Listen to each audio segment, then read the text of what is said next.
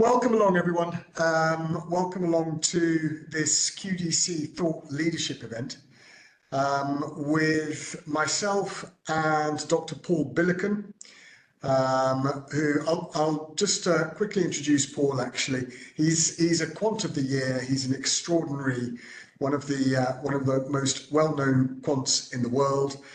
He's responsible for. He's a founder of Thalessians, which is an incredible group that run a lot of events during the course of the year. It's well worth checking them out on LinkedIn. They've got thousands and thousands of members, and some of their presentations are, well, they're always very topical, extremely impressive. We've got some great speakers on there as well. Paul has, well, he's also taught at some very prestigious universities. He's teaching at Imperial. He's been teaching at Imperial for a few years. He's worked as a quant in the financial market sector for many, many years. Started off as a quant, became a quant trader, then moved into a director's role. So yeah, I'm sure you've all heard of him. And he'll be talking to you I'll be doing the first chunk, if you like, of this presentation, and then we'll move it over to Paul. So my name's Geoff Brown. My background, I've been involved in the education space, I suppose, for the financial services sector for over 20 years. I did spend 9 years working very closely with Dr. Paul Wilmot on the CQF program. So Paul and I delivered a bunch of presentations around the world. And I ought to explain this. I had 3 roles at the CQF program. My first was to welcome everybody who enrolled onto the program, to make them feel as warm and as welcome as possible. My second role was to mentor those who had enrolled onto the program and who during the course of the program decided they're not up to it and were on the verge of giving up. So it was my job to handhold them for the rest of the program and to give them as much confidence as possible that actually they could do this program, and that they were in the same boat as everybody else. They had, everyone else had, most people had full-time jobs, family commitments as well, very challenging program. And so that was my role, was to help them to get from the point where they were on the verge of giving up to complete the program, preferably with as good a result as possible. And my third role, for me, the most thrilling part of all, was to take on the reins of responsibility for ensuring they received as much help as possible to go from whatever job it was that they were doing at that time to the job that they wanted to move into after completing the CQF program. This was incredibly invigorating, especially for those that did secure jobs. And this is something that I've been doing since January 2008. I now do this for QDC graduates and alumni, and for MLI graduates and alumni. So QDC is the Quantitative Developer Certificate. The MLI is the Machine Learning Institute Certificate. So this is a major part of my role, and it's one of the reasons why Paul and I decided to run this thought leadership program on how to boost your career as a quant developer. So how do we help you? For those of you who are looking to, to advance in this space. So the very first thing that we help you with is your CV. This is obviously critical because when you're going up for roles for quant roles, you look at LinkedIn and do a job search for any quant roles, the chances are you'll find a lot of others going up for the same role. So you need to absolutely make sure that your CV is ahead of the field, ahead of all the other candidates. We help you with that as a very first step, so that the recruitment officer looking at all the CVs, when they see your CV, they don't just put it to the bottom of the pile. We need to make sure they select your CV in order to shortlist you for interview. One of the main things that we focus on is the opening paragraph. The opening paragraph has to relate specifically to the job spec, and it has to jump off the page. So it needs to really entice either the recruitment officer or the desk head sifting through these CVs to make sure that they actually choose your CV as somebody worthwhile interviewing.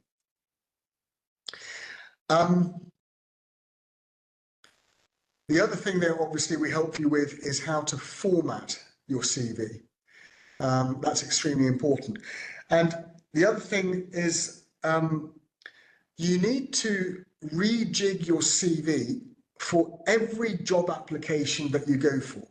So it's no use just having a generic CV, just one version of your CV, and you send it out for every job application, no matter what bank it is that you're submitting your job application for, or what job role that you're submitting your job application for. You have to change it every single time, and it's worth changing it every single time. It's really important that you work harder than all of the other applicants who are going up for all of these roles.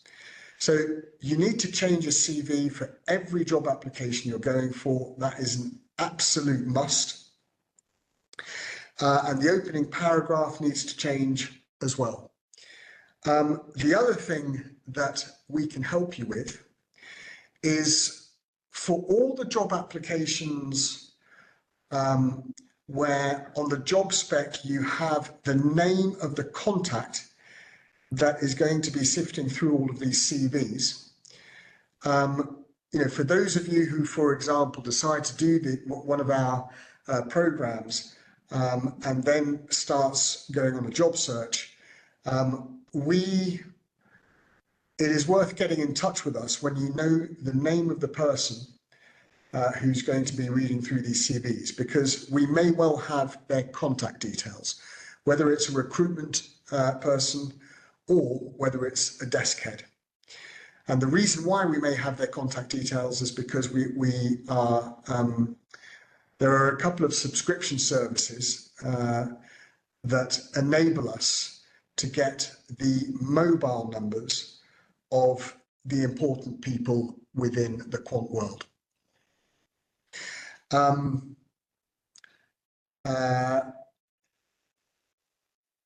The other thing with regards to if you're graduating from one of our programs, we would also, incidentally, we're able to help you so long as you're self-funded. So obviously, if you're sponsored through any of our programs, we can't help you at all. Even if it's 10% sponsored, we absolutely can't help you, because they're paying for your education, and the last thing that your employer wants is for ourselves to help you move from your employer to another organization.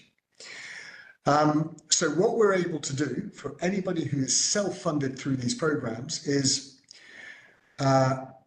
we have a massive network of contacts in this space.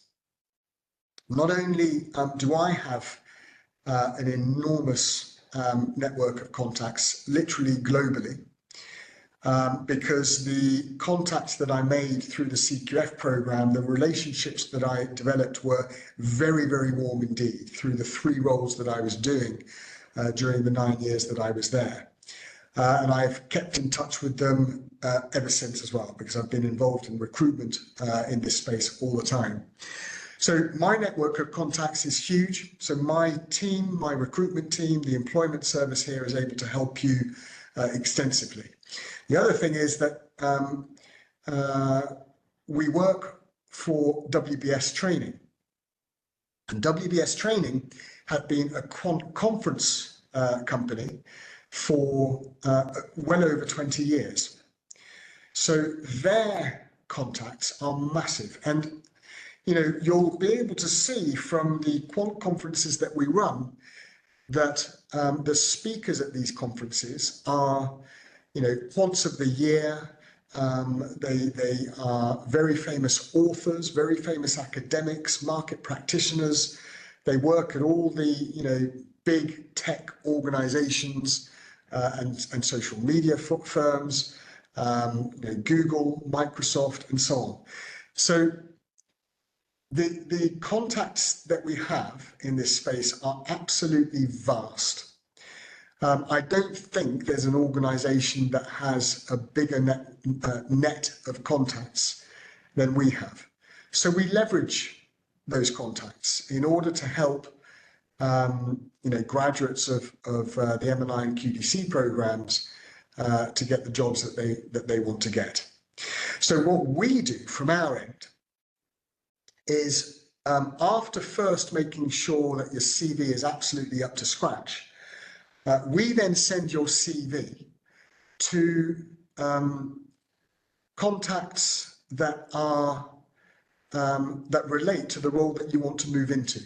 Okay, we send the CVs out to those contacts. We also contact those people directly by phone. If you receive a distinction on the QDC or MLI program, it will enhance your chances considerably of getting work. And I really mean that. It will enhance your chances considerably because the brand of these programs and the reputation of these programs is extremely strong. They're globally renowned. They're taught, as I say, by, you know, some of the most famous people in this space, in this business. And they are very, very applied. They're extremely applied. They are absolutely focused on that. I think they're more applied than any other program of its kind within the financial services. I include the CFA in that. I've been heavily involved in the CFA. I include the CQF in that as well. The MLI and the QDC, I would say, are a lot more applied than the FRM, KIA, CQF, CFA, and so on, which is not to say that they aren't very good programs, by the way, because they are. All of those programs are incredibly useful. But in terms of applying to the roles that you're either working in or the roles that you want to move into, the QDC and the MLI, I think, are in a league of their own, which is why I moved to WBS Training a couple of years ago. So we're able to help you ourselves very extensively. Then the next stage is the interview process. So this is where we provide a lot of guidance. And again, the advice I would give for those of you who are looking to embark on one of these certificates is to do as much work as you possibly can, not just to follow the lectures, but to do as much work during that 6-month period as you can, in order to maximize the opportunity. I always say nobody ever does the same educational program twice. If you do a university degree, you do it once. If you do a master's program, you do it once. If you do the CFA, you do it once. If you do the MLI or QDC, you do them once. And so you don't want to go through the 6 months, arrive at the end, and feel that you could have done more. The way to tackle this is you go through the 6 months, you do as much work as you can so that you cement and crystallize your understanding of all the different topic areas on these programs, so that when it comes to the interview process, They're going to fire questions at you with regards to programming, coding, if it's the QDC that you've gone through, if it's a quant developer role that you're going up for, or if it's a machine learning role that you're going up for, if you do the Machine Learning Institute certificate, then you want to know as much as you can about machine learning.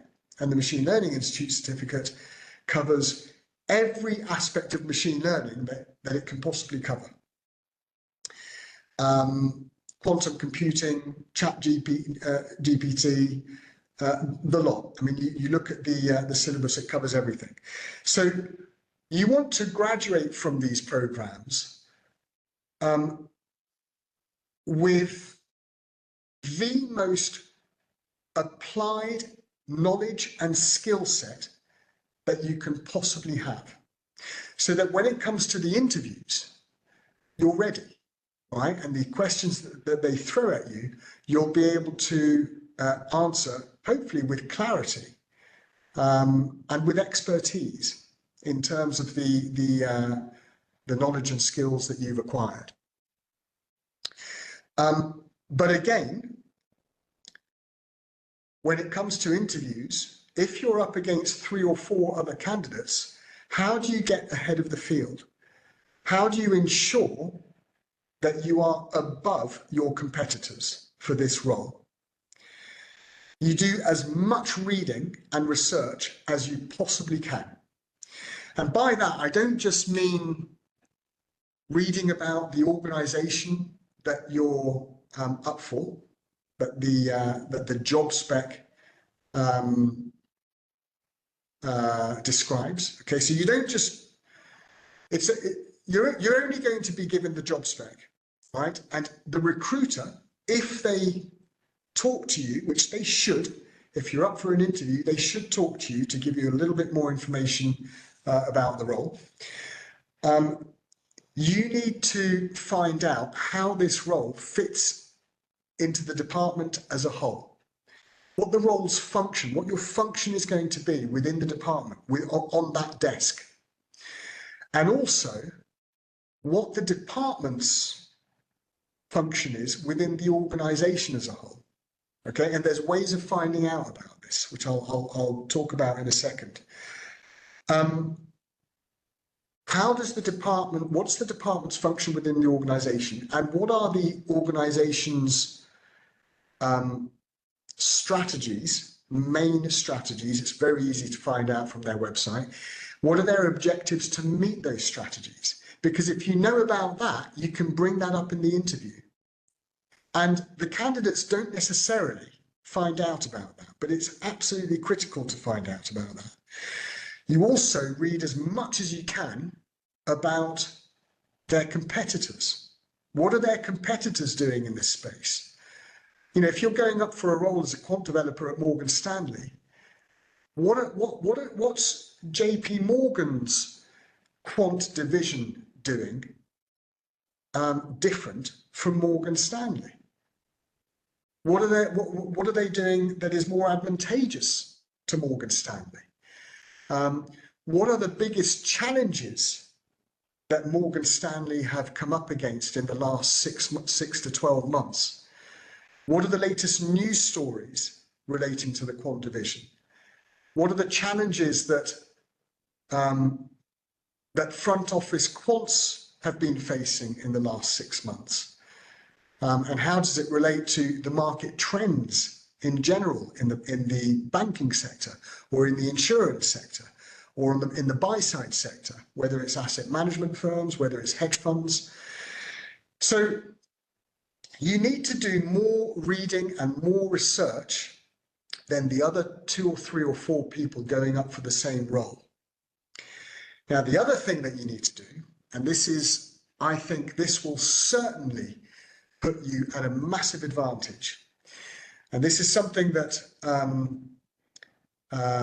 well, just this week, I was talking to somebody who had recently graduated from the QDC program. They're quite senior, and they decided that they wanted their search net to be specifically in the UK, right? They're based in Switzerland, but they wanted a job in the UK. I actually recommended to them that they open their search net to wider than the UK. If they're based in Switzerland, why not work in Paris or Frankfurt or Amsterdam or Zurich or Geneva or Milan? Okay, why not open up their search net further afield? But they decided they wanted to move their family to the UK, and this was a decision that he'd already taken. So what I explained to him is that for each job that he applied for, to let me know the title of the role that he wanted to apply for. Okay, and he was going for 2 or 3 different roles. So he sent me the title, and I then gave him the contact details, the mobile numbers of professionals with those same titles working for any number of different investment banks, and it was investment banks that he wanted to work at. So it might have been JP Morgan, it could have been Nomura, it could have been Goldman's, it could have been UBS. And I gave him the mobile numbers to lots of different people working in that same role. And the instruction that I gave to him was, give them a call, right? Give 5 of them a call. And be very, very honest when you're phoning them. You say, look, I'm up for an interview at Morgan Stanley, for argument's sake, at Morgan Stanley for the same role that you're currently occupying at JP Morgan. Would you mind just giving me a couple of minutes of your time? If not now, if you're too busy now, then can we do this sometime this week or next week before my interview, so that I can get a really good understanding of what this role entails and what are the challenges of this role and what your desk head expects of you. What that does gives you a very complete idea of what this role is all about. Okay, and also the other question to ask the delegate is, do you tend to work individually? Do you and your colleagues, your team members, work individually, or do you work as a team? And if so, how does that manifest itself? So that way, you arrive at the interview not only with all the reading and research that you've done on the job role itself, but also on the desk that you're going to be working at and the organization that you've done all the research for. You're going to have a ton of information and knowledge about this role and the nature of this role, and an understanding of the role that the other candidates won't have, especially once you've spoken to those who are working in the same role that you're going up for. So that puts you at a massive advantage. The other thing with acquiring all this information, all these golden nuggets of information, is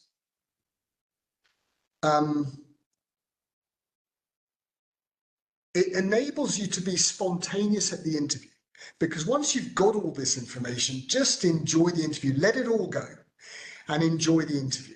And what you'll find is that questions pop up as the panel, probably the desk head, one member of the team and the recruiter are asking you, right? So they're going to be piling in with various questions. They want to know about you, they want to know about your background, they'll want to know about your experiences on the QDC program, what knowledge you've acquired. And if they don't, well, tell them, absolutely tell them. It's a huge advantage coming onto these programs. So you can let them know exactly what it is that you've learned on these programs, on one of these programs. And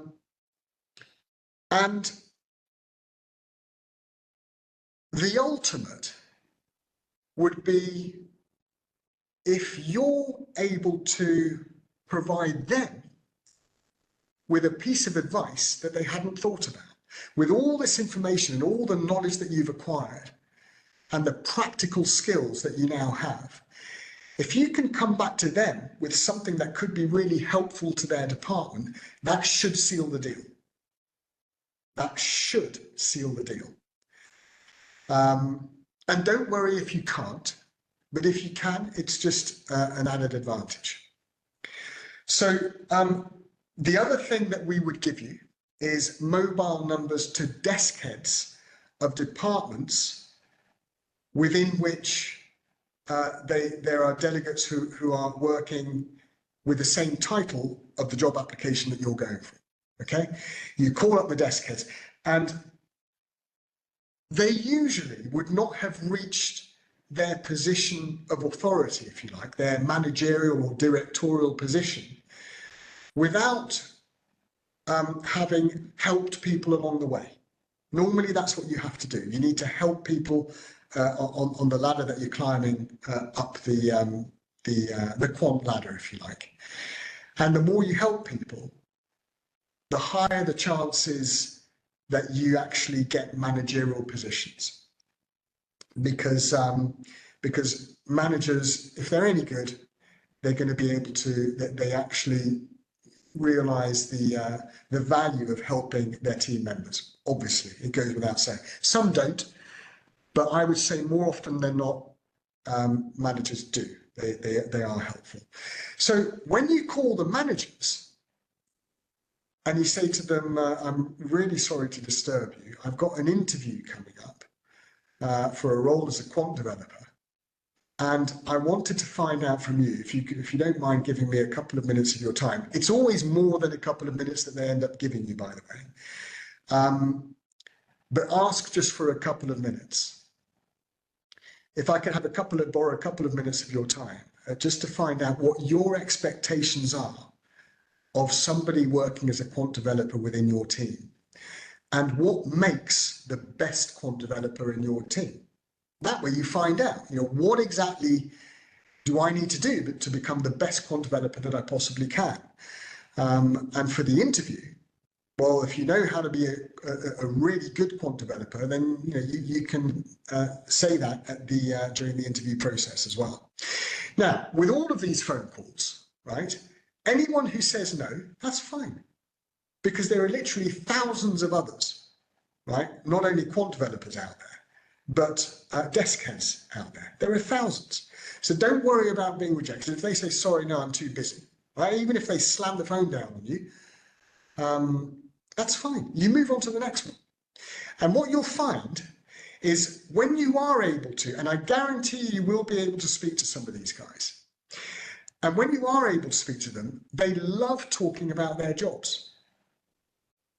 So it's a no-brainer. It is an amazing,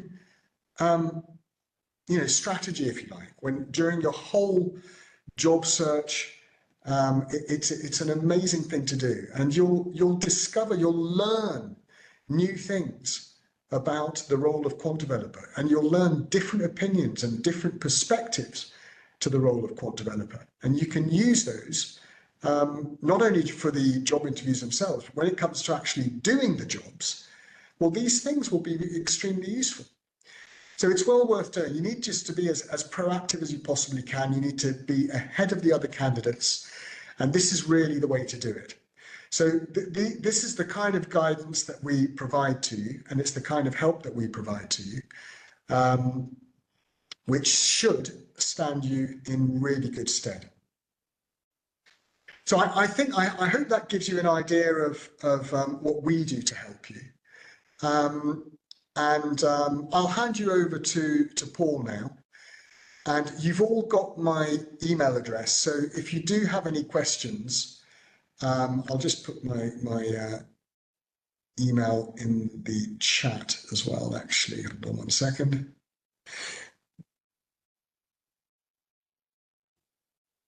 Here we go. Okay, so feel free to email me whenever you want with any questions. If you want a discussion, I'm more than happy to have a detailed discussion with you as well.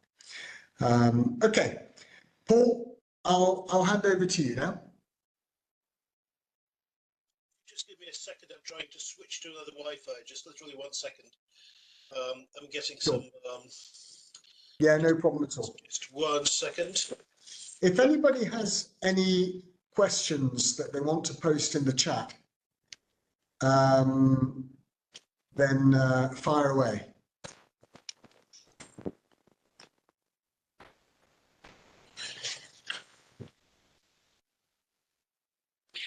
No questions. Okay. Okay, over to you, Paul. Can you guys hear me okay? We can. Yeah. Okay, fantastic. So in that case, let's look at this. Let me see if I can share my screen. Can you guys see modern software engineering? Yes, we can. Okay, fantastic. So I was just going to say a few words about the career from the technical point of view. I mean, it is a challenging market right now. It's very competitive, and you have tools such as ChatGPT, you have the LLMs, which can do a very good job of coding. But I think that this can have some positive effects on your career, because coding will become more widespread, and you will have to kind of do more of it, I would say. So that kind of would require an increase in electronification. So an increase in electronification has been a trend for decades now. So it started in equities, then it moved to FX, then fixed income, then later credit. So financial software is becoming more and more important in banks. In fact, what I'm going to do, I'm going to skip perhaps to the bottom of this. If you look at this as a photo from the Great Depression in 1929, you can see there is not that much in terms of technology that that is implicated in that. But if you look at 1987, you can already see that it's a much more technological market, and it's a much more technologically advanced field. And then if you look at the 1990s, so you will see that that's the kind of phone that people had in the 1990s, mobile phone, and you can see that sort of the beginning of technology playing a larger in what was going on. Outside finance, I just wanted to mention projects such as the Mars Pathfinder. This is an example of a multi-billion-dollar project.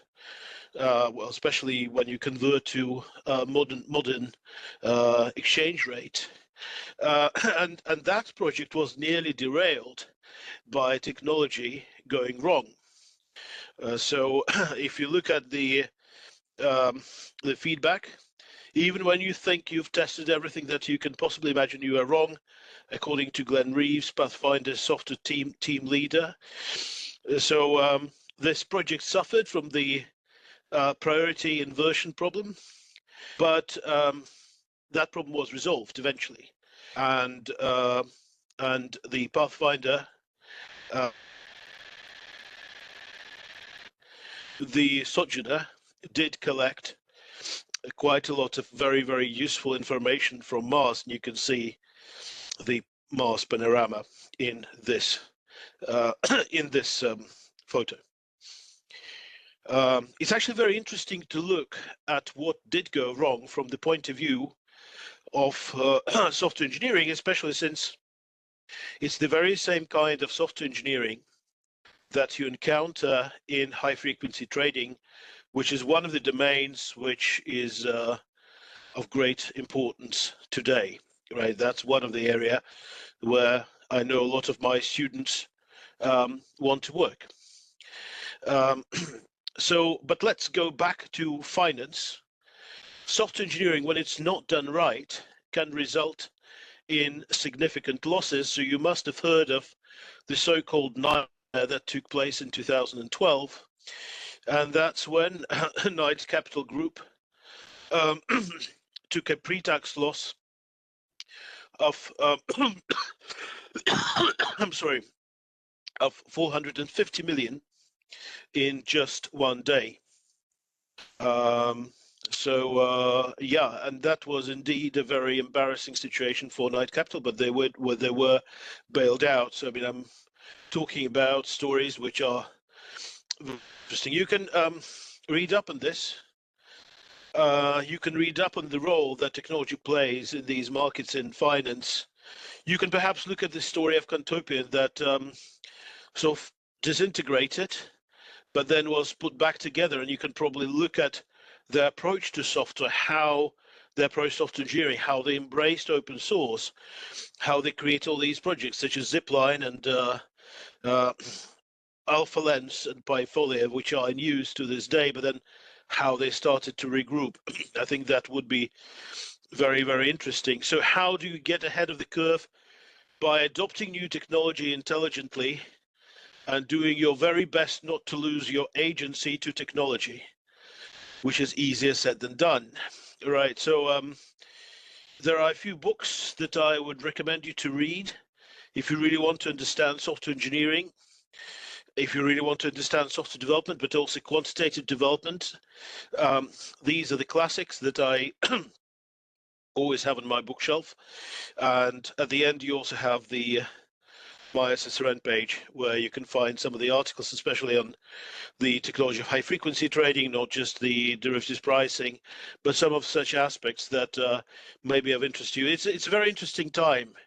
You have the kind of technology that is unprecedented. So you have the LLMs, you have LangChain, you have all these things, and every day we see something new. There are rapid changes in this market.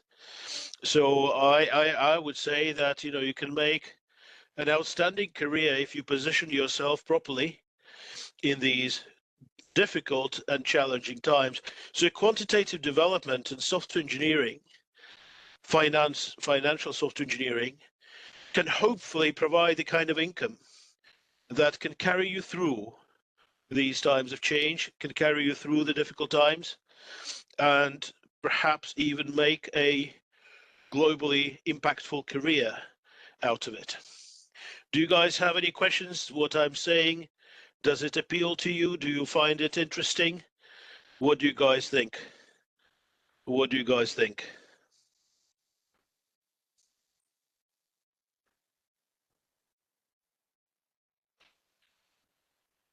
Interesting. You have questions. Sega, you have raised your hand.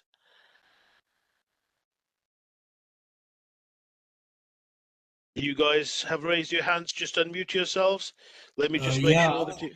Paul, am I audible? I beg your pardon? Paul, can you hear me? Yes, I can. Yes. Yes, I just wanted to say that I was going along what you were telling, and these were really good examples that you showed us. Can you also give us a link to this Jupyter notebook so that I can read it on later sometime? I only just wrote it for a presentation to a major bank. I haven't actually distributed it. I don't even have a PDF of it. But yes, I'll talk to Geoff and I'll prepare a PDF from it. This is not the official reading list from the course. This is what I think people should know about software engineering, because we don't just teach software engineering. We teach quantitative programming, right? Quantitative software development. But I think these are very interesting cases. I think what's actually interesting in this page are the links, because here, for example, you have the link to a case study which goes through what's happened at Knight Capital in a lot of depth. Right, I only give you a few graphs really. It's interesting to look at it in detail. I mean, this document here analyzes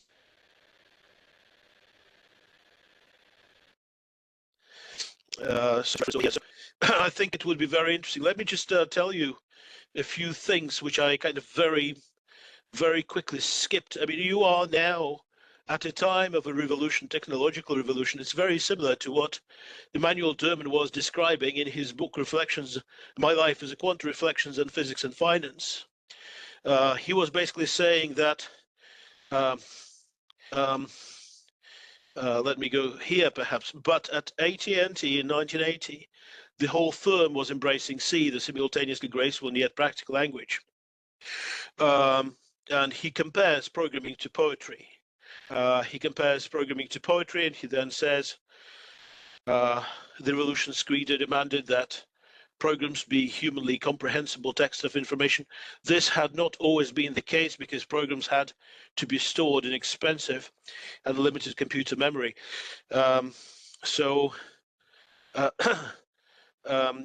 Whereas this, there was this, he describes, just as poetry strives to resolve the tension between form and meaning, so programming must resolve the conflict between intelligibility and concision. And now we have yet another revolution which has just started. So you're not late to the show. This revolution consists in AI-assisted quantitative development. AI-assisted quantitative development. So what you can do with that, you can use AI to really take your software development skills an order of magnitude forward, right? This is not something that is even understood by everyone nowadays, and this can make you extremely effective, and this can make your careers extremely effective, but you have to do it now, right? Because otherwise, a year from now, you may be outcompeted. Okay, so this is a very important decision that you guys should really make now. So let me look at the chat. I see there are some questions or some comments in the chat. So let's see. So will you be sharing the document you are showing? Yes. I'll talk to Geoff about it and I'll try and get it sent to you.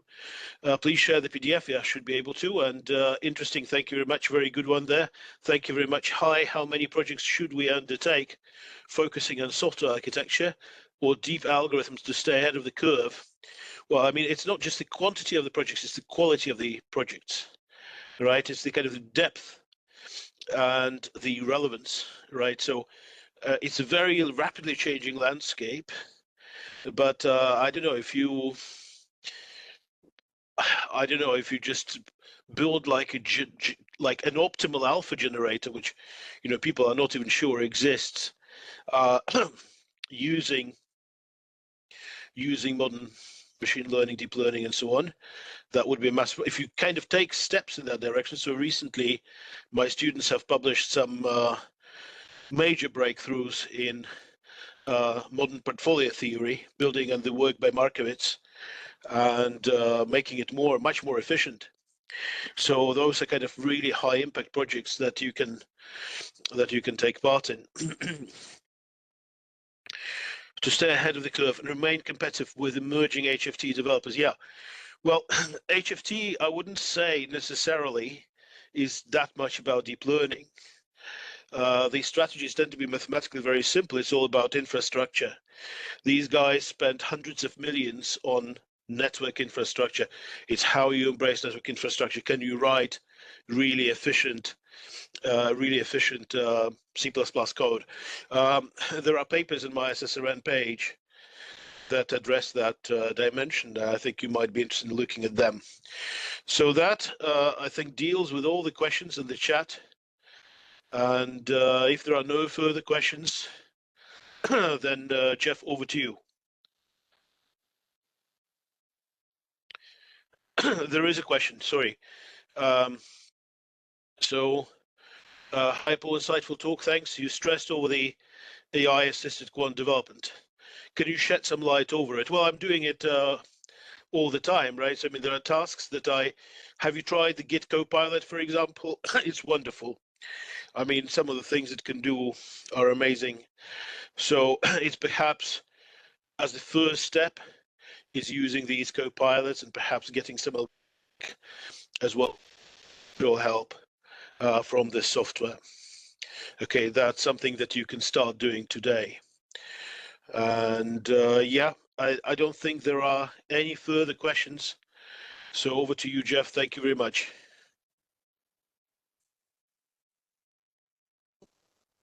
Thanks very much indeed. That was great. There were some great examples there. We were going to use the last 15 minutes for questions. So, you know, feel free to ask away, basically.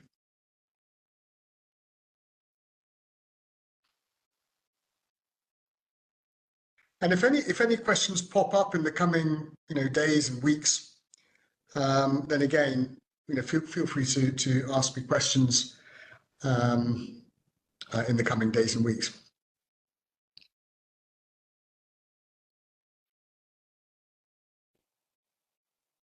Okay. All right. Well, I think that's one for you, Paul. Yichao, the answer is simple. That's not true. Right, that's not true. It is quite stable and it's quite comprehensible.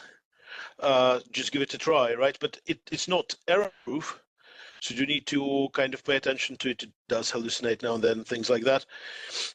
Would you consider helping with remote jobs, posting openings? That's the question for Geoff.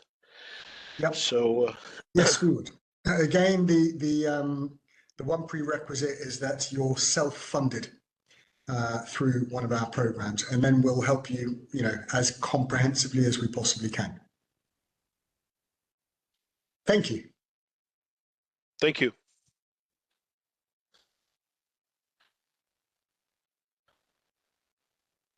Paul, so a lot of backtest then, the strategy given by AI? Oh yeah, well, but backtest goes without saying, but you can hopefully get help from AI for actually, you know, kind of putting together the statistically significant backtester.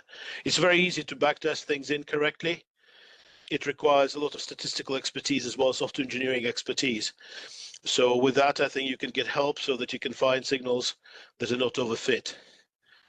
Can you go through the curriculum? Yes, I can. There are 5 modules.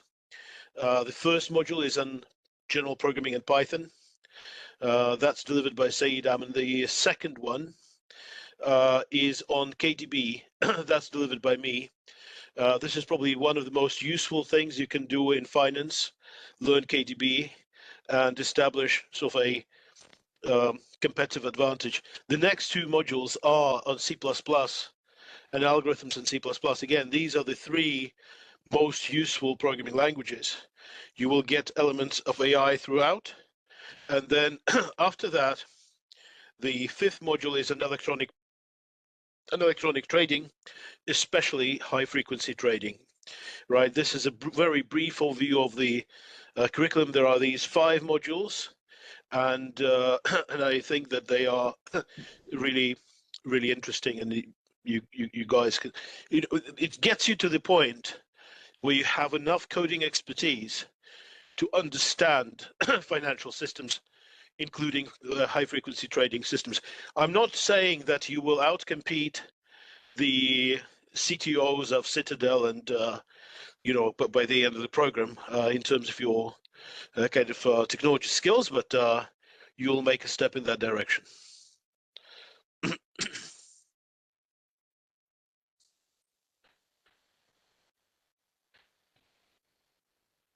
So yeah. I'll tomorrow. Pleasure, Patrick. Thanks for those kind words. Tomorrow I'll send the QDC brochure, which provides you a more detailed breakdown of the syllabus and just gives you an overview of the entire program, really. Thanks, Yichao. Many thanks. Thank you very much, guys. So I think we'll leave it there unless there's any other questions. All right. Listen, thanks very much for attending. Yes, it's open to university students. Yes. Sure, no problem, Mr. Johnson. That's fine.